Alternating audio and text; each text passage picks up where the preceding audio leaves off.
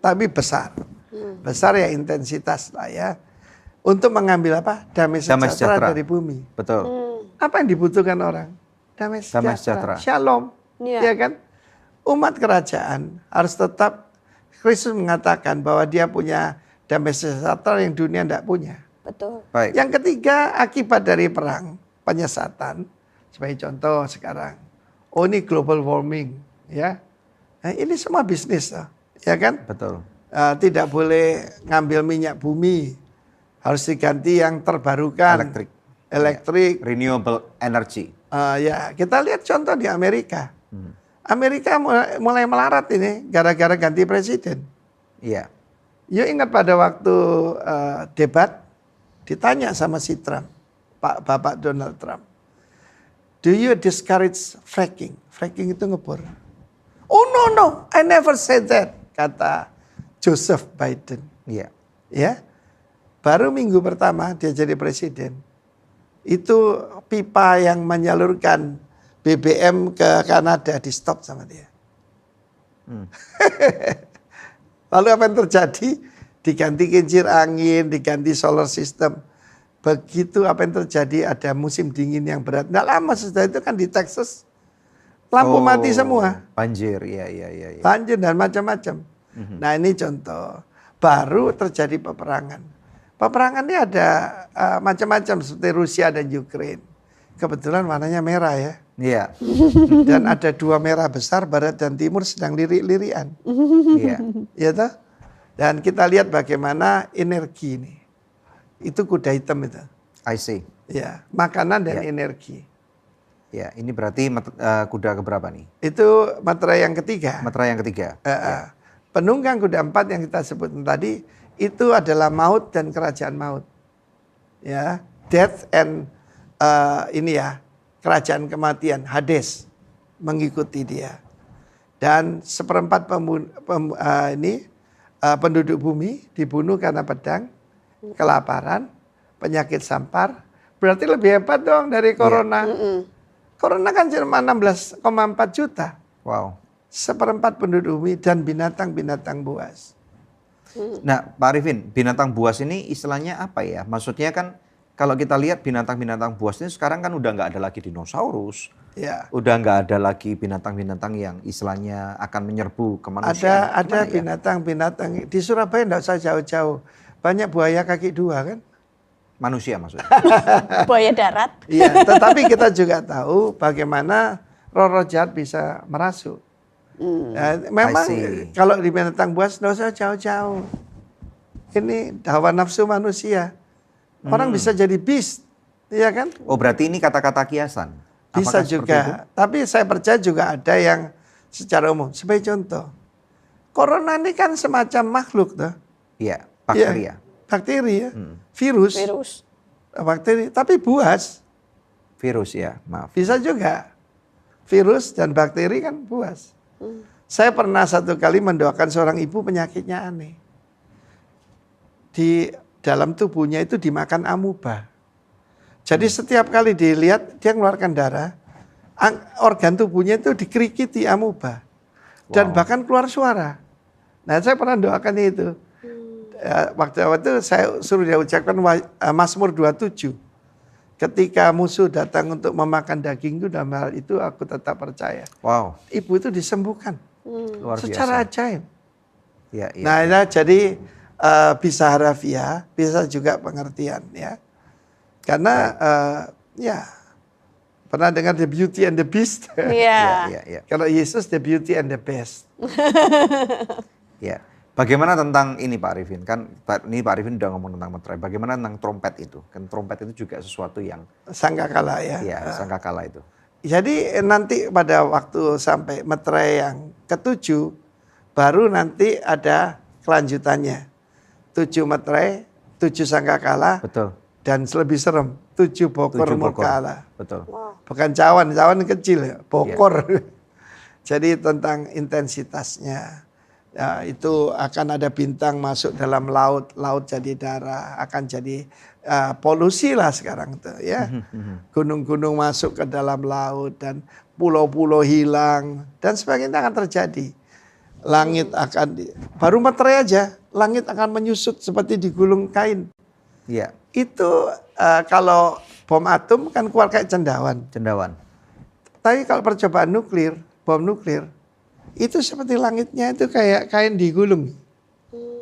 Nah, jadi karena itu antikris itu kan pegang busur. Kenapa tidak ada anak panah? Apa yang dia akan tawarkan ke dunia ini? Yaitu sekarang dunia paling takut apa? Peluru kendali nuklir. Sekarang ini Mossad sedang aktif untuk mencegah, yaitu Iran memiliki senjata nuklir. Ya toh? Tapi nanti ketika keadaan chaos muncul antikris dan dia menyelesaikan yaitu masalah itu. Busur. Jadi perlucutan senjata. I see. Ya, jadi damai palsu. Kamu lihat itu simbolnya peace. Iya. That's a broken cross. Oh. It's a false peace, false messiah. Ada, kalau misalnya ada yang mau tanya, kira-kira siapa sih antikris ini, Pak Arifin? Siapakah? Ya, pasti seorang manusia. Seperti Kristus jelmaan dari Tuhan, ini jelmaannya setan. Kan ada dalam kitab Wahyu itu the Holy Trinity atau Triunity dengan Unholy Triunity. I see. Jadi apa yang memang sifatnya Tuhan, Berlawanan. atribut Tuhan, dan ini akan ada di Tuhan itu curi, suci, itu ditiru gitu najis. Ya toh? Tuhan itu baik, dia kejam. Pokoknya berlawanan. Tapi juga antikris artinya instead of Christ. Pengganti Kristus, substitusi. Aku datang dalam nama Bapakku, kamu nolak aku. Dia datang kepada milik kepunyaan menolak dia, ya kan? Tapi akan datang orang dengan namanya sendiri. Dan kamu menerima dia. Itu Netflix keluarkan film Messiah. Iya. Itu false Messiah. I see. Iya. Jadi kita harus tahu bahwa Unholy Trinity, naga, itu setan. Ya, naga. Naga itu muncul Wahyu 12, si ular tua. Jadi yang itu artinya bukan renta tapi experience. Kedua, binatang keluar dari dalam laut, itu antikris. Ya. Lalu saya percaya dia akan usianya 30 lah. Ya, seperti Masih Kristus muda. karena penggantinya. Iya. Iya. Lalu ada yang keluar dari dalam bumi. Itu nabi palsu, Unholy Trinity. Nah, di dalam kitab Wahyu ada 2 perempuan. The mother of all harlots, Babylon. Dengan pengantin Kristus, the bride of Christ. Ada juga 2 tanda. Yang satu mark of the beast. Wahyu 13. Iya. Ya toh? Yang satunya the seal of God. Ya itu kan 2 hal yang berbeda. Lalu kemudian ada 2 kota di situ. Iya. Babylon, Yerusalem baru. 2 penunggang kuda yang saya sebutkan tadi. Yang satu antikris, yang satu Kristus. Yang turun dari sorga, Wahyu 19. Ya. Faithful and maaf, true. Yang penunggang kuda ini boleh nggak kita buka? Kalau yang antikristus mana? Jadi yang itu Kristus mana? materai, ya.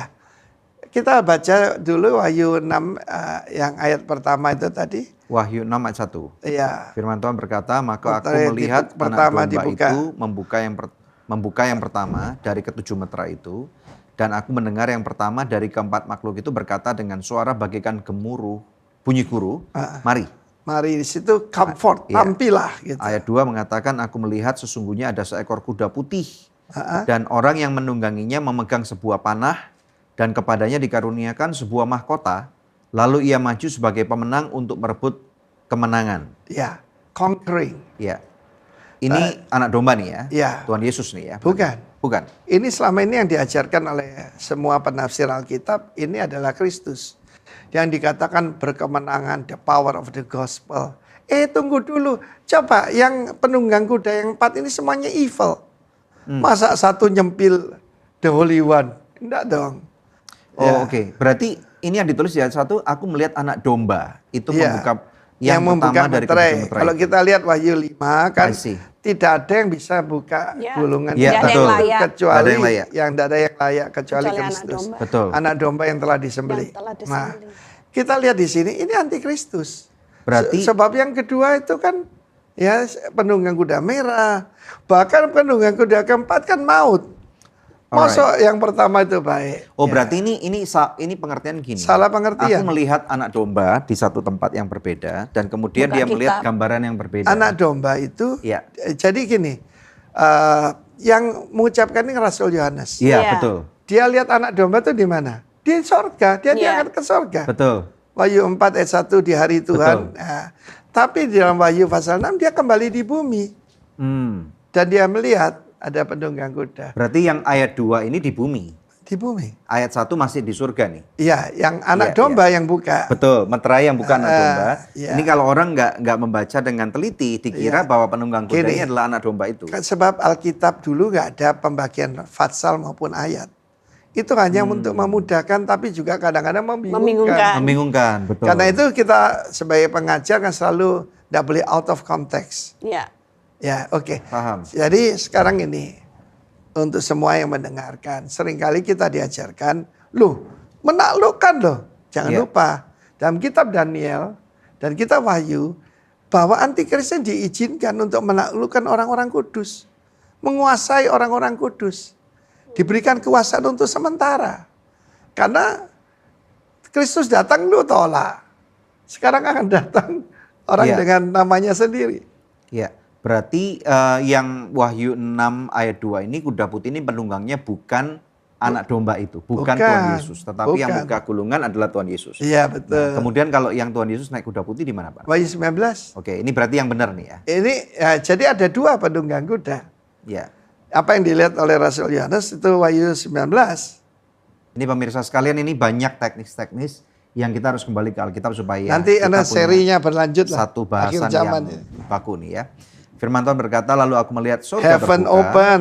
sesungguhnya ada seekor kuda putih, dan ia yang menungganginya bernama yang setia dan yang benar. Ia menghakimi dan berperang dengan adil. Yes. Dan matanya bagaikan nyala api, dan di atas kepalanya terdapat banyak mahkota. Iya. Dan Nah, ini nih, padanya, mahkota. yes, Yang penunggang kuda pertama itu mahkota pemenang, Stefanus. Ini mahkota raja, diadema. Beda toh? oh kata-kata arti mahkotanya berbeda. Beda, bahasa Iya, aslinya beda. Banyak mahkota dan padanya ada tertulis suatu nama yang tidak diketahui seorang pun kecuali ia sendiri. Iya. Dan ia memakai jubah yang telah dicelup dalam darah dan namanya ialah Firman Allah. Yes. Dan pasukan yang di surga mengikuti dia, Iya. mereka menunggang kuda putih dan memakai lenan halus yang putih berseri. Dan dari mulutnya keluarlah sebilah pedang tajam yang akan memukul segala bangsa. Dan ia akan menggembalakan mereka dengan gada besi. Dan ia akan memeras anggur dalam kilangan anggur, yaitu kegeraman murka Allah yang maha kuasa. Dan pada jubahnya dan pahanya tertulis suatu nama, yaitu Raja segala raja dan Tuan di atas segala Tuan. Lord of Lords. Lord ya. of Lords. Ya. Ya. Yes. Ini jelas Kristus kan? Jadi inilah Kristus Iya. yang sebenar-benarnya ya. Ya, ini Kristus. Kristus yang adalah sebagai raja di atas segala raja. Ya. Ya, ini Pak Arifin ada yang pernah mengungkapkan gini. Ini kalau berhubungan dengan tato nih ya Pak Arifin. Ya. Nah, ada yang berkata gini, kan coba lihat nih di Wahyu 19 ayat 16. Nah, coba kan apakah di pahanya Tuhan Yesus aja Ada tatonya. ada tatonya? Kalau kita baca pakai bahasa Yahudi, Ya, bagaimana Pak Arifin? orang Yahudi tidak ada tato. Ya kan? Dilarang jarah. Ya. Tapi paha selalu berbicara covenant. Ketika hamba yang tertua daripada kelompoknya Abraham disuruh mencari pengantin, Ya. maka dia harus memegang paha, bagian dalam paha daripada Abraham. Ya. Itu suatu perjanjian. Jadi kalau demikian juga Yesaya 46 dengan mengukir namanya kan, aku Ya. melupakan kau itu Yesaya berapa itu katanya tato, enggak lah. Enggak usah jauh-jauh lah. Yang hukum manusia yang lebih rendah aja. Polisi katanya enggak boleh pakai tato kan? Ya, betul. Kamu masih ingat enggak zaman Petrus itu? Hmm. Waktu zamannya presiden Pak kedua. Presiden Soeharto, ya. Pokoknya yang ada tato dilibas semua. Akibatnya ada yang disetrika. Ya. Dan sampai sekarang di beberapa negara bahkan ada pekerjaan-pekerjaan yang tidak akan diterima kalau Iya. pakai tato. Kalau misalnya nih Ibu Debbie, Iya. lalu di rumahmu yang bersih itu lalu dikasih Coretan. atau coretan, grafiti, kamu bilang hore, apa dihapus. Dihapus. Apalagi rumahnya Tuhan ya. Ya, nah ada juga maksudnya ini with Tapi all due respect sekadung ya juga sudah kepada lah. ada orang-orang juga bahkan hamba-hamba Tuhan yang pakai tato juga. Kita memang nggak berusaha untuk mengkondem mereka. Iya, enggak perlu. Nah di Jepang pun ini beberapa saat lalu saya baca, kami belum pernah jalan-jalan ke Jepang nih Pak Arvin. Pak Arvin mungkin nanti bisa verify. iya. Kalau orang mau onsen itu beberapa banyak tempat sampai hari ini yang pakai tato nggak boleh masuk. Ya, Betul nggak?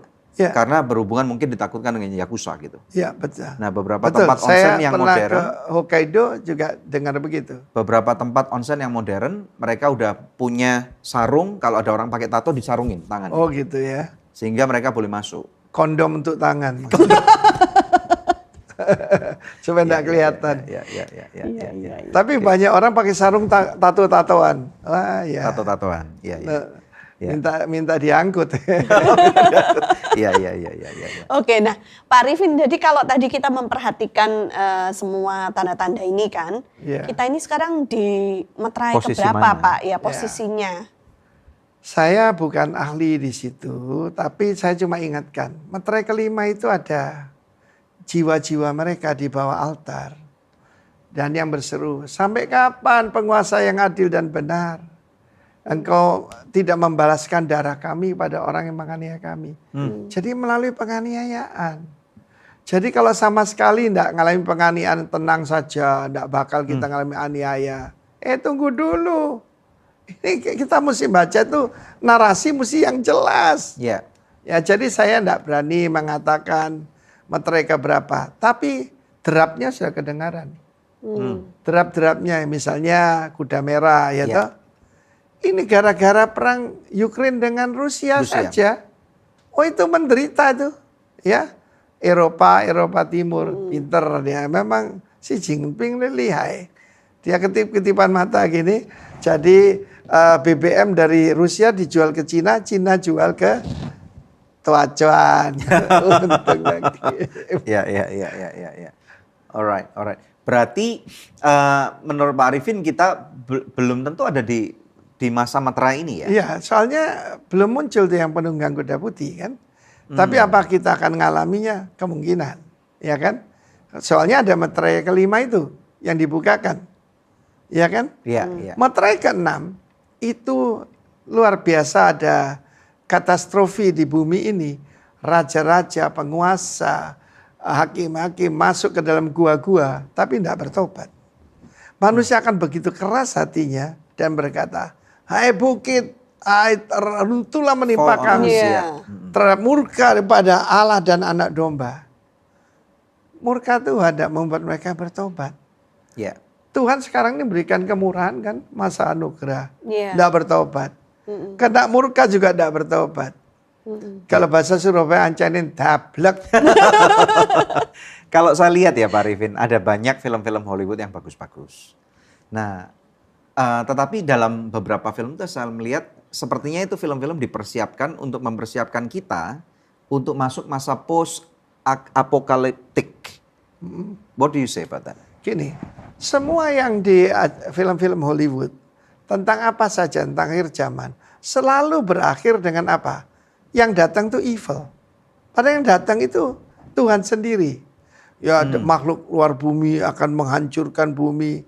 Iya. No, yang datang itu Wahyu 19 jelas sekali Tuhan sendiri. Membinasakan yang jahat dan akan memerintah di bumi, memberikan damai sejahtera, kemakmuran yang luar biasa. Amin. Nah, juga Netflix itu film Mesaya, itu penyesatan. Tetapi itu akan terjadi. Yang itu ya, pengganti Kristus itu. Ya, di dalam cerita itu kan saya tidak nonton filmnya ya, tapi kan ceritanya dia bukan orang Israel. Dia orang Iran. Dan akan tanda-tanda mujizat di mana? Syria. Tetangga sebelah kan bilang, yang mereka sebut Isa Al-Masih akan datang di mana? Di Damaskus. Syria. Kristus akan datang di mana? Bukit Zaitun. Bukit Zaitun. Lalu masuk ke Yerusalem lewat The Golden Gate. I see. Nah, ini sebagai contoh kalau kita tidak baca Alkitab, kita mudah disesatkan. Jadi seringkali nanti anak-anak di bawah kita yang datang tuh evil. Ya, celakalah kamu yang matanya yang baik itu buruk, yang buruk itu baik. Yang jahat itu baik, yang baik itu jahat. Sekarang sedang terjadi. Right. Wow. Terus apa yang harus kita lakukan, Pak Arifin? Ya pertama menghadapi itu adalah jangan mudah tertipu. Jadi kita belajar firman Tuhan sungguh-sungguh, hidup dalamnya dan minta urapan dari Maha Tinggi. Itu bukan cuma tambahan ya. Lo tanpa urapan dari Tuhan, kamu tidak akan mengerti. Saya barusan ketemu seorang rabai Yahudi. Ya kita cepat akrab, namanya Ari. Ari Abramovich namanya. Ya. Waktu itu ya dia tahu saya pastor, saya pendeta. Lalu dia ucapkan segala puji buat Tuhan ya. Dia bilang gini, I've known you only for 10 minutes. Dia ini orang Yahudi Amerika yang jadi orang Israel. Ya. Seorang rabai. Jadi bukan orang biasa ya. Guru ya. Ustaznya Yahudi lah gitu ya. Tetapi kenapa kamu menyampaikan banyak hal yang saya tidak mengerti? You want to have an honest answer? Saya tanya gitu, mau jawaban jujur? Saya bilang gini, since I know the Lord Jesus, sejak saya kenal Tuhan, penutup mata saya, my blindfold was lifted up. Wow. But you still read the Tanakh, ya toh, Pentateuch ataupun kitabnya dia blindfolded. Ya, masih berupa bayang-bayang dan misteri. Ya. Orang boleh profesor macam mata itu teman bisa baca. Betul. Tapi kita dengan anugerah Tuhan yang bisa menyingkapkan itu, yaitu doa membuat mata hati terang, Roh Kudus. Right. Hari ini kita diberkati sekali loh. Kita ngomong-ngomong panjang lebar sama Pak Arifin. Pemirsa sekalian nanti kalau bingung bisa diulangi, diputar ulang, dilihat ya. Dan kemudian dan nanti ada yang pelajaran berikutnya. Yes. Berarti Pak Arifin message yang terakhir nih, 1 menit kalau mau dikonklusikan. Pesan apa yang Pak Arifin punya buat gereja-gereja pada zaman sekarang ini? Saya ulangi perkataan Tuhan Yesus. Look up. Dunia lockdown, kita look up. Sebab keselamatanmu sudah lebih dekat daripada waktu kamu menjadi percaya. Jadi ketika kita look up, kita tidak usah takut apa yang terjadi di bumi. Bumi ini goyang, akeh lindune. Tapi kita berharap pada Tuhan. Kalau saya lihat ke belakang, saya akan kecewa. Lihat kiri kanan, ya akan takut, menyesal. Akan takut, tapi kalau lihat ke atas, wajahku akan berseri-seri. Demikian juga semua saudara. Jadilah orang percaya, jadilah warga negara kerajaan sorga. Bukan cuma orang Kristen. Sebab kelahiran baru itu proses dilahirkan ke dalam kerajaan. God bless you. Tuhan memberkati. Ya. Thank you Pak Arifin. Terima kasih Pak Arifin. Oke, pemirsa, ada doa yang sudah terjawab yang saya akan bacakan untuk pemirsa sekalian. Shalom, good news. Mei tahun lalu saya stres karena suami saya dipanggil Tuhan dan meninggalkan hutang. Bank selalu bilang saya harus menjual aset saya karena saya hanya bisa membayar selama 3 bulan ke depan saja. Tapi puji Tuhan, sekarang saya sudah berhasil membayar sebagian. Tuhan Yesus sungguh ajaib, tiap hari saya hanya menangis, mengingat betapa besar kuasa dan kasih-Nya. Puji Tuhan. Kalau masih ada di antara pemirsa memerlukan bantuan doa atau konseling, hubungi call center kami akan berdoa untuk Anda. Iya, puji Tuhan. Pak Arifin, tutup dalam doa yuk. Silakan Pak Arifin yang berdoa. Bapa yang mulia, di dalam nama dari Kristus Tuhan kami, Raja dan Imam besar kami. Roh Kudus yang hadir saat ini dan menjamah hati kami melalui firman-Mu. Kiranya Tuhan membangkitkan kerinduan untuk mengenal Tuhan lebih lagi. Dan urapi setiap pada kami, buat mata hati kami terang. Supaya kami tidak melihat apa yang terjadi di bumi ini dengan mata jasmani saja. Tetapi dengan mata dan hati daripada Tuhan. Di dalam hidup kami. Terima kasih Tuhan. Berkati selanjutnya kunis program ini. Yang akan membawa penerangan, pencerahan kepada banyak orang. Dan kiranya yang belum pernah kenal Tuhan Yesus. Segera percaya dan menyerahkan diri pada Tuhan Yesus. Jadi warga negara kerajaan sorga. Sebab waktunya sudah dekat. Dalam nama Tuhan Yesus. Look up, sebab keselamatanmu sudah lebih dekat daripada waktu kamu menjadi percaya. Dalam nama Tuhan Yesus. Terimalah damai sejahtera, rahmat, kemuliaan, dan kuasa Tuhan. Kasih karunia-Nya menyertai rohmu. Dalam nama Yesus. Amin. Amin. Terima kasih Pak Arifin. Ya, pemirsa sekalian, kalau kamu diberkati dengan apa yang sudah menjadi bahasan kami pada episode Good News ini, jangan lupa untuk tinggalkan komentar Anda. Dan tentunya ada banyak orang yang juga perlu dengar nih ya, kabar baik seperti Anda. Kalian bisa share ulang kepada WhatsApp grup kalian atau kepada sosial media kalian. Dan kita percaya bahwa akan ada kabar baik dari narasumber-narasumber yang lainnya juga ya, bersama dengan kami. Saya Daniel Hendrata dan istri saya Debbie. Tuhan Yesus memberkati.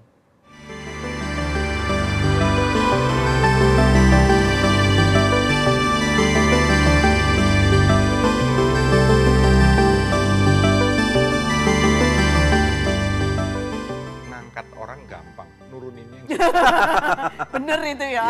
itu nggak tahu siapa yang ngomong pertama. Iya, But iya. it's true. Karena Karena itu kejadian. tadi semua orang iya pengen tampil. pengen jadi nomor 1.